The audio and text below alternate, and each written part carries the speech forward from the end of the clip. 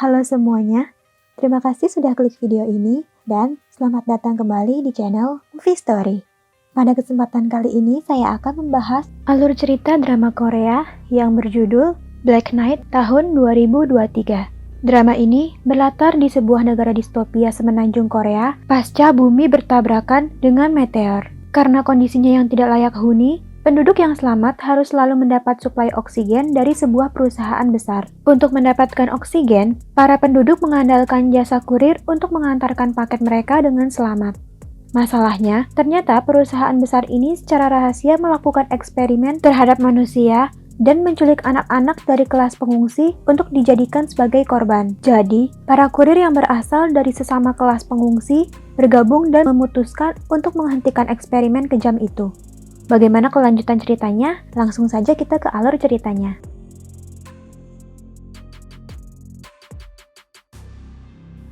"40 tahun yang lalu, sebuah meteorit menabrak bumi hingga menyebabkan sebagian benua yang ada di seluruh bumi tenggelam. Kini, di tahun 2071, semenanjung Korea berubah menjadi gurun dan populasi manusia yang mampu selamat hanya sebanyak 1%. Karena itu, sumber daya manusia menjadi langka.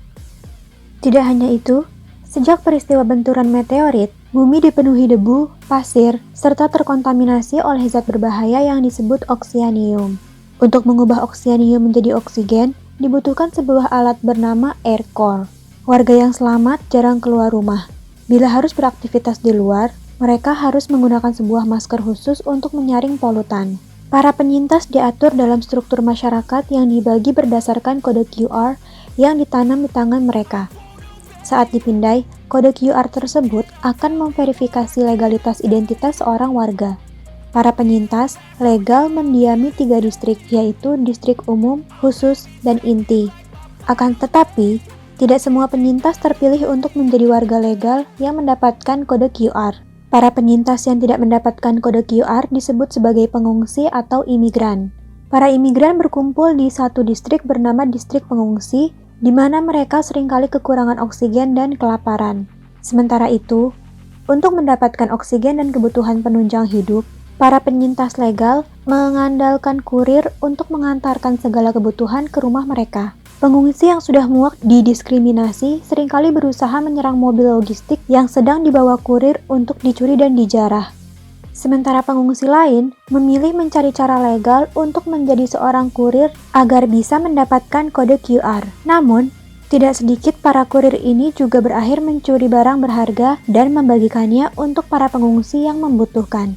Di antara para kurir, ada satu kurir terkenal yang disebut dengan 58, yang selanjutnya akan disebut sebagai Opal. Opal terkenal sebagai kurir yang kuat, dihormati dan menjadi idola bagi para pengungsi yang bermimpi menjadi seorang kurir.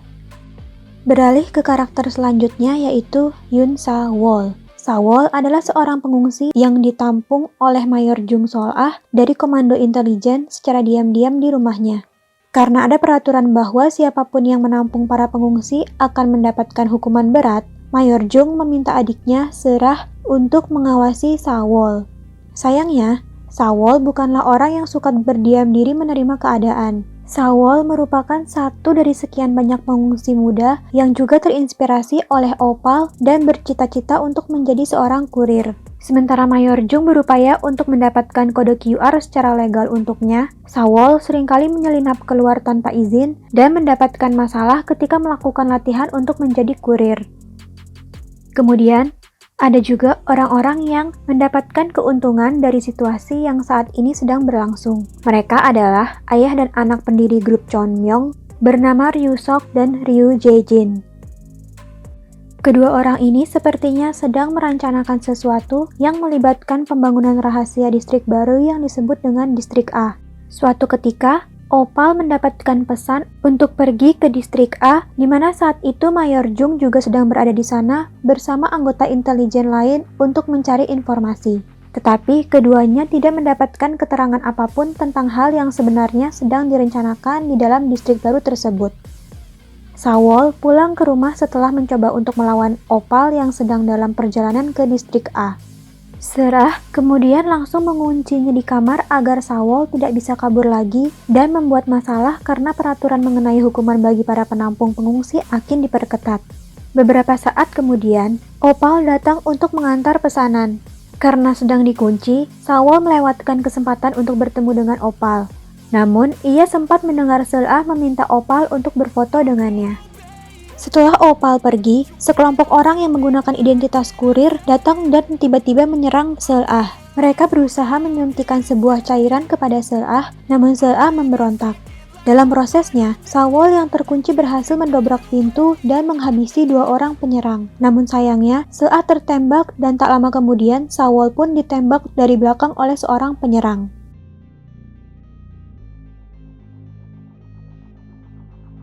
Saat terjadi penyerangan, Opal masih berada di sekitar TKP dan menyaksikan sedikit kejadiannya. Akan tetapi, ketika Opal masuk kembali ke rumah Mayor Jung, kejadiannya telah selesai dan satu-satunya penyerang yang selamat memilih untuk menghabisi dirinya sendiri.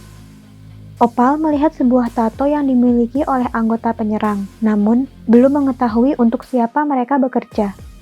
Diketahui bahwa sebenarnya misi utama para penyerang adalah untuk menculik Selah. Dan diketahui pula bahwa peristiwa penculikan ini bukanlah yang pertama kali, namun sudah sering terjadi di distrik umum. Opal menyadari Saul masih hidup dan membawanya pergi untuk diobati. Sementara Mayor Jung tiba dan melihat jasad adiknya, kasus ini menjadi kasus penculikan pertama yang memakan korban jiwa. Setelah pulih dari lukanya, Saul kembali ke rumah Mayor Jung dan menemui Mayor Jung yang baru pulang dari kremasi Selah. Mayor Jung memberikan kalung berleontin sebuah botol berisi abu Selah kepada Saul, kemudian meminta Saul untuk kembali kepada teman-temannya dan tetap hidup. Saul yang merasa bersalah karena kematian Selah pergi menemui kumpulan preman dan minta dipukuli. Akibatnya, Saul harus koma selama beberapa hari.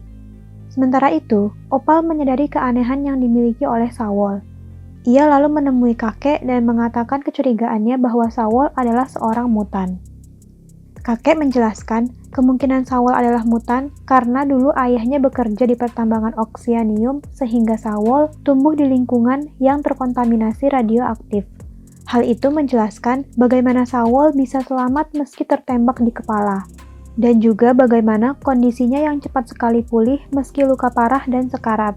Opal kemudian menghubungkan kemungkinan penculikan ada hubungannya dengan kondisi Saul dan anak-anak yang lahir setelah tragedi di pertambangan. Karena diketahui bahwa korban penculikan di distrik umum adalah anak-anak dan remaja seumuran Saul. Di sisi lain, Kurir 57 ternyata adalah penghubung antara distrik umum dengan Ryusok dari grup Chomyong. Dalang dibalik penculikan yang terjadi adalah Ryusok. Namun setelah mendengar rumor bahwa korban penculikan tersebut dijadikan sebagai bahan eksperimen, Kurir 57 tiba-tiba berubah pikiran dan ingin mundur.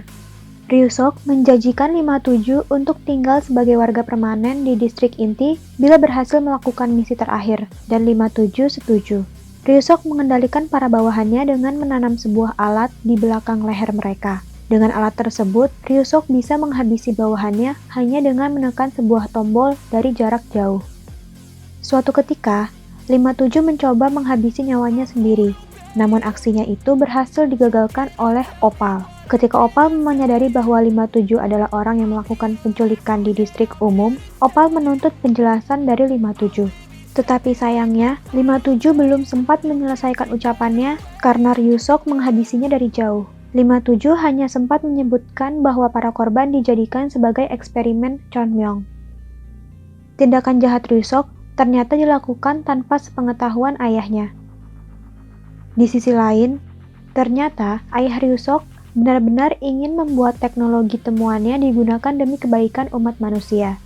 Singkat waktu, kematian 57 dianggap sebagai insiden kekelelahan dalam bekerja, dan karena hal ini, dibukalah lowongan seleksi penerimaan kurir. Saul tersadar dari komanya di saat yang tepat dan memutuskan untuk mengikuti seleksi ini. Akan tetapi, yang tidak diketahui oleh siapapun, Ryusok menggunakan kesempatan ini untuk mencari orang yang dapat menjadi penghubungnya dengan distrik umum menggantikan 57.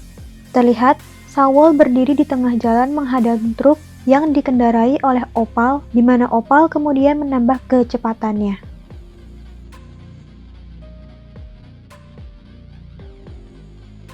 Saul berhasil menghindari tabrakan dengan cara menelungkup dan membiarkan truk Opal melewatinya. Saul mendatangi Opal untuk meminta saran kepadanya agar bisa memenangkan seleksi kurir.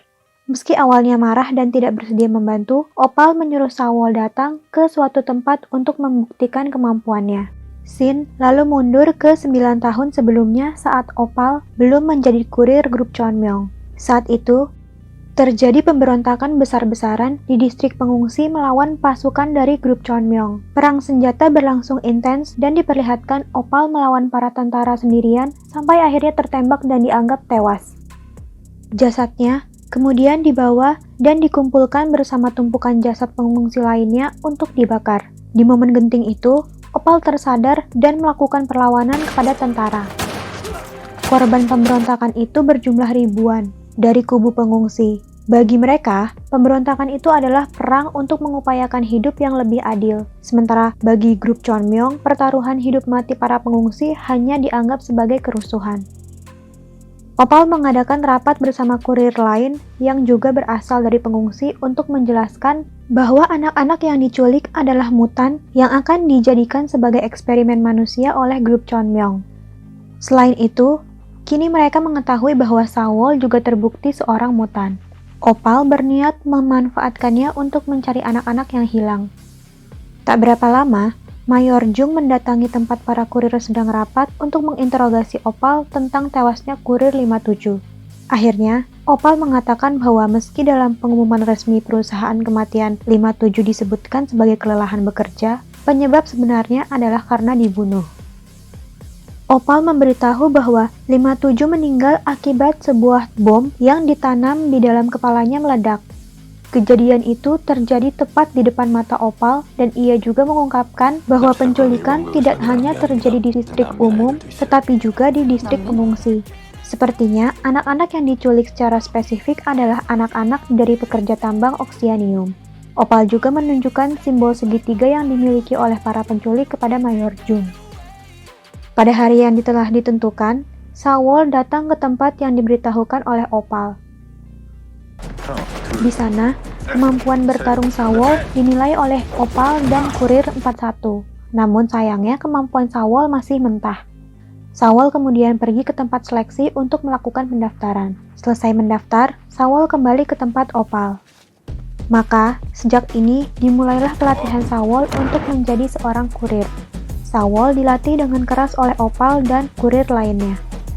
Meski dilakukan sambil mengeluh karena merasa dikeroyok, berkat itulah Saul mampu melewati tahap pertama seleksi. Karena ternyata dalam ujian tidak ada aturan. Para peserta hanya disuruh saling serang dan adu kuat sampai ditemukan satu orang terakhir sebagai pemenang. Saul sempat mengalami krisis ketika ia teringat insiden yang menimpanya di rumah Mayor Jung. Namun dengan cepat, Saul bisa kembali membalik keadaan dan menjadi pemenang tahap pertama seleksi. Sementara itu, Ryusok memanggil Menteri Pertahanan dan Mayor Jung untuk meminta data tiap distrik. Alasannya karena akan diadakan relokasi besar-besaran sehingga data diperlukan agar para penduduk dapat direlokasi secara adil. Karena Saul lolos tahap pertama, Opal menguji kemampuannya berkendara dan mengakuinya. Ujian tahap kedua adalah para peserta diminta untuk mengantarkan paket ke sebuah lokasi. Namun, di perjalanan mereka akan diserang oleh sekelompok pemburu beriwayat kriminal.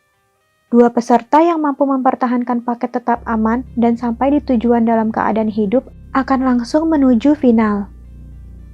Sementara Saul menjalani ujiannya, Opal duduk di sebuah ruangan yang sama dengan Ryusok untuk menonton siaran ujian yang ditayangkan secara langsung. Satu persatu peserta mulai berguguran. Serangan tidak hanya datang dari pemburu, tetapi juga dari bom yang dipasang panitia di gedung-gedung yang membuat reruntuhan menghujani peserta. Ketika peserta yang tersisa tinggal 4 orang, 2 orang peserta saling serang.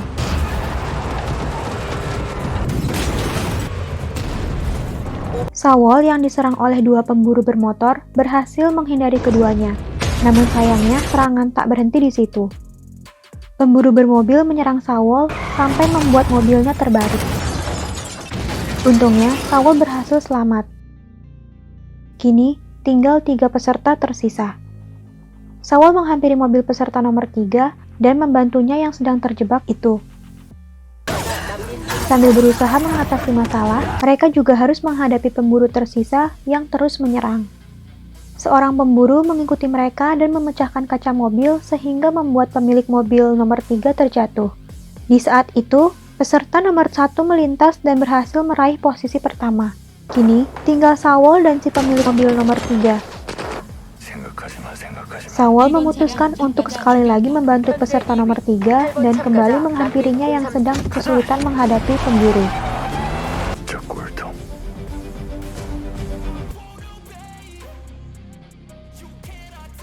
Sawol berhasil sampai di garis finish bersama peserta nomor 3, namun sayangnya dinyatakan gagal karena paket miliknya rusak.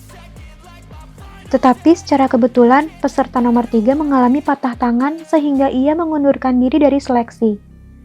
Keputusan siapa peserta yang akan menggantikan posisi si nomor 3 diserahkan kepada para kurir dan mereka sepakat memutuskan bahwa Sawol lah yang akan melanjut melawan peserta nomor pertama di final. Kembalinya Sawol menjadi peserta dianggap sebagai harapan bagi para pengungsi. Sementara itu, Ryusok berniat membuat dunia baru berisi orang-orang terpilih yang unggul secara DNA dan akan ditempatkan di distrik baru. Langkah pertamanya adalah dengan memeriksa detail biodata seluruh penduduk termasuk pengungsi. Karena itulah ia meminta bantuan kepada Menteri Pertahanan dan Mayor Jung yang menyimpan data para penduduk secara lengkap. Ryusok berniat melakukan pembunuhan massal terhadap para pengungsi yang tidak terpilih. Setelah menerima informasi dari Opal, Mayor Jung terus melakukan pencarian orang-orang yang memiliki tato segitiga. Sementara di kubu Opal, ia dan kurir lainnya menghancurkan pembangkit listrik yang akan dikirim ke distrik A. Sawol menerima berita ditariknya kembali ia ke dalam seleksi dengan senang hati. Dengan dukungan teman-teman dan kakek, ia berangkat ke distrik khusus di mana ia akan diberi tempat tinggal sementara selama bersiap melawan Ju Gyeongnam. Sawol juga diberi mentor yang ternyata adalah Kurir 41. Pertandingan Sawol dan Ju Gyeongnam akan dilangsungkan di distrik inti, di mana di sana mereka bisa bernafas tanpa harus menggunakan masker oksigen. Pertandingan akan disiarkan secara langsung. Disediakan juga sebuah truk yang menayangkan pertandingan bagi pengungsi yang ingin menonton. Tidak hanya itu, bersama dengan itu, grup Chonmyoung menyediakan makanan dan oksigen bagi pengungsi yang menonton siaran melalui truk itu. Para pengungsi mulai berkumpul untuk menonton. Semua penduduk dari segala distrik juga menonton melalui TV. Tidak ada aturan dan tidak ada batasan ronde dalam pertandingan. Pertandingan berakhir sampai salah satu peserta muncul sebagai pemenang. Sementara pertandingan berlangsung, terlihat beberapa pria bertato menyusup di antara pengungsi yang sedang menonton. Mereka membawa tas besar. Di sisi lain, Opal berhasil menangkap salah satu pria bertato dan mendapatkan detail rencana Ryusok.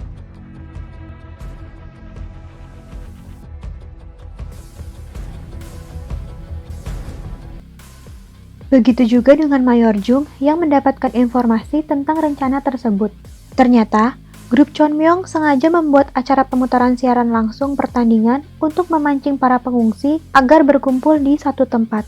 Opal segera membagikan status darurat dan meminta semua rekan kurirnya untuk berpencar menuju ke semua titik lokasi pengungsi berkumpul. Sayangnya, mereka terlambat sampai di lokasi karena bom sudah lebih dulu meledak dan membantai banyak pengungsi.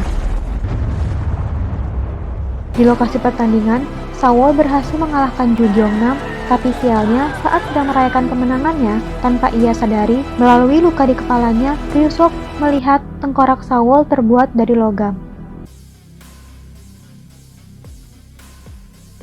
Opal memandangi lokasi peledakan bom dalam diam. Ia kembali mengingat tragedi 9 tahun yang lalu saat kejadian serupa terjadi. Musuh yang sama, tujuan yang sama. Perbedaannya hanya dari bagaimana cara musuh melakukan eksekusi. Bagi para pengungsi, kejadian ini menjadi tanda bahwa tragedi 9 tahun lalu akan terulang dan tentu saja mengguncang para pengungsi yang masih selamat. Sementara itu, kini setelah identitasnya sebagai mutan yang sehat terungkap, Sawol juga mengalami krisisnya sendiri. Sebagai pemenang seleksi kurir, Sawol mendapatkan kode QR dan identitas sebagai 57 yang baru. Ia juga sekarang menjadi terkenal. Namun, ketenarannya juga diiringi oleh ancaman bahaya terutama dari Ryu Sok. Ryu Sok sendiri diketahui sering terlihat sedang menerima transfusi darah. Hal ini mengindikasikan bahwa Ryu Sok menderita suatu kondisi yang saat ini masih belum diketahui apa. Pada episode awal, Ryu Sok hanya sempat menyebutkan bahwa dirinya sekarat. Dan sepertinya tujuan Ryu Sok melakukan eksperimen terhadap manusia adalah karena ia bermaksud mengobati penyakitnya dengan sel induk mutan yang sehat. Opal dan para kurir lain serta Mayor Jung segera membuat langkah lanjutan. Para kurir berencana memburu Ryu Sok, sementara Mayor Jung masih perlu mencari bukti untuk menentukan bantuan apa yang bisa ia berikan. Opal menunjukkan pria bertato yang berhasil ditangkapnya kepada Mayor Jung dan bertanya tentang luka yang ada di kening pria itu. Mayor Jung menjelaskan bahwa itu adalah bekas luka operasi otak di mana tujuannya adalah membuat orang yang dioperasi tidak akan merasakan emosi setelahnya. Karena itu, mereka adalah orang yang tepat untuk ditugaskan dalam penculikan dan pembantaian pengungsi. Karena bila pekerjaan mereka gagal, mereka tidak akan merasa takut untuk menghabisi diri sendiri. Sementara itu, di hari pertamanya kerja, Sawol harus menerima fakta bahwa dunia yang ditinggalinya ini luas dan kejam. Opal memberitahu fakta bahwa Seul-ah adalah korban dari grup Chonmyong dan memberikan Sawol pilihan untuk ikut bergabung dalam pemberontakan atau tunduk pada Chonmyong. 우리가 같이 갈지는 네가 결정해. Mayor Jung sebelumnya menerima file rahasia dari Opal tentang rencana Ryu Sok. Namun setelah melakukan investigasi lebih jauh, Mayor Jung tidak menemukan keterlibatan langsung antara Ryu Sok dengan insiden penculikan serta pembantaian pengungsi. Sedangkan tanpa bukti yang kuat, Mayor Jung tidak bisa memburu Ryu Sok secara legal. Bila hal ini terus berlanjut, mereka semua hanya akan bisa menangkap ekor, sementara kepalanya masih aman. Maka, dibuatlah rencana yang akan membawa mereka kepada si kepala. Memanfaatkan pria bertato yang mereka sandra, para kurir dan Mayor Jung membuat skenario di mana si Sandra seolah-olah diselamatkan oleh utusan sang bos.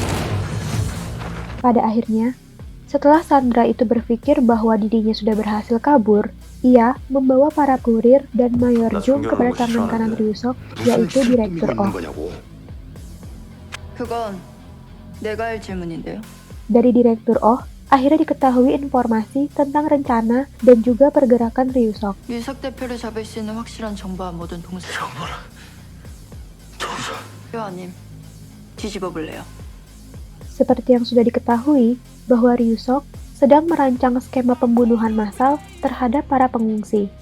Setelah peledakan, sekarang rencana selanjutnya adalah mengumpulkan semua pengungsi ke satu titik lokasi yang berada di bawah kendalinya, yaitu memindahkan para pengungsi ke distrik umum. Para pengungsi yang sudah direlokasi harus melakukan pemeriksaan medis dan vaksinasi.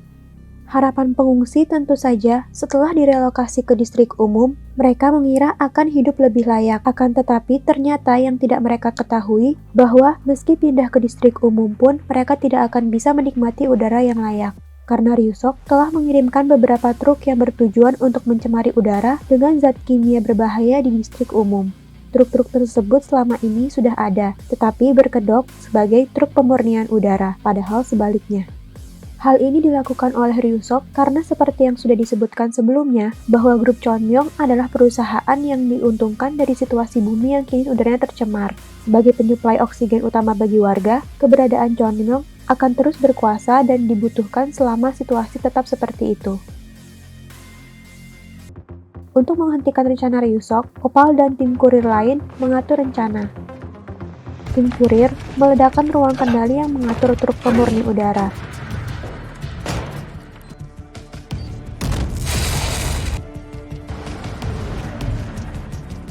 Sementara Opal mengawasi Ryu Sok yang sedang mengunjungi pengungsi yang melakukan vaksinasi sambil mengarahkan senapan kepadanya.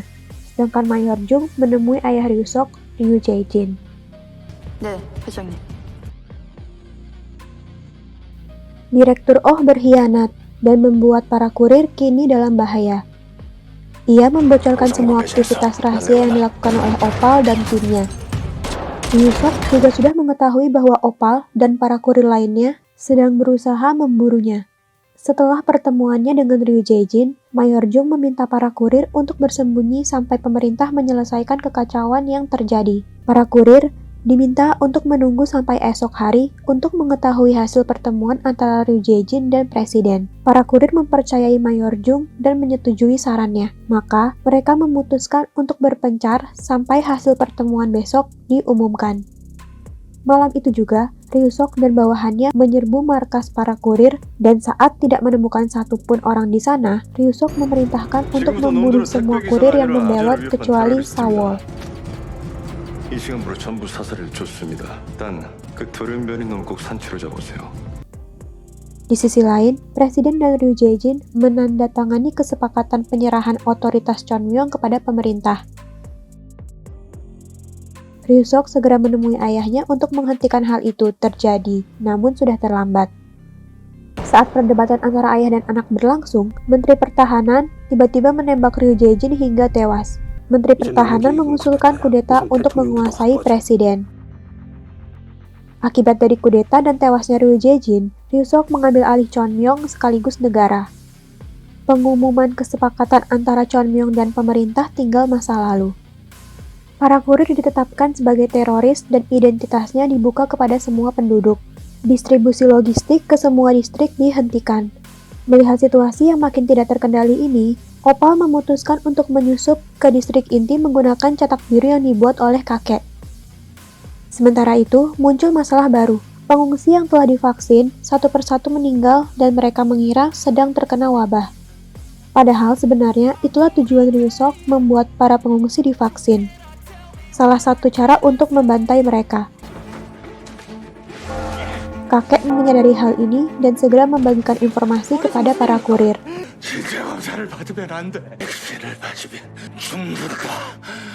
Para kurir termasuk Sawol membuat kekacauan untuk menghentikan proses vaksinasi. Namun akhirnya di momen ini, Sawol harus kehilangan satu temannya. Selain itu, Sawol juga ditangkap dan dibawa ke laboratorium Chonmyong.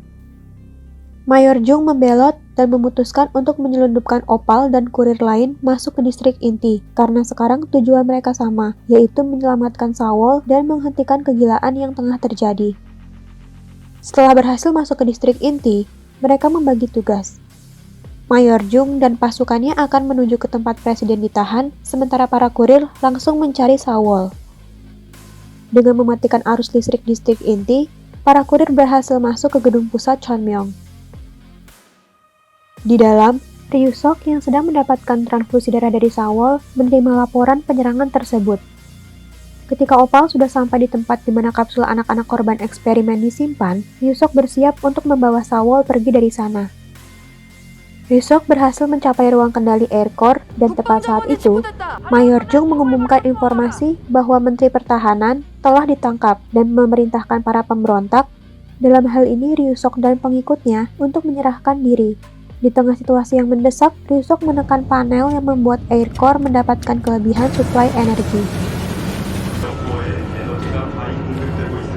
Rupanya, karena tidak rela Chonmyong jatuh kepada pengungsi, Ryusok berencana untuk meledakkan diri bersama Chonmyong dan mengakhiri segalanya.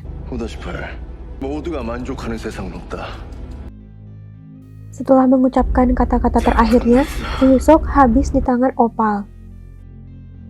Situasi di distrik inti kacau. Orang-orang panik dan mencoba pergi. Dikejar oleh waktu, para kurir segera mengevakuasi para korban eksperimen. Sementara Opal membawa pergi Sawol dari sana. Setelah peristiwa besar itu, bersamaan dengan rampungnya pembangunan distrik A, relokasi besar-besaran mulai dilakukan. Sistem masyarakat berdasarkan pengungsi, umum, khusus, dan inti dihapuskan. Dan agar tidak terjadi lagi diskriminasi, sistem penduduk dan pendistribusian oksigen akan direformasi.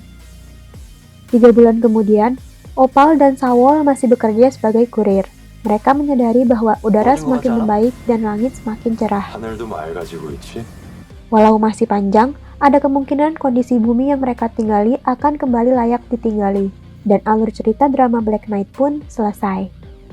Terima kasih sudah menonton, dan kalau kalian suka dengan channel ini, jangan lupa klik like, share, dan subscribe, dan sampai jumpa di video selanjutnya. Bye!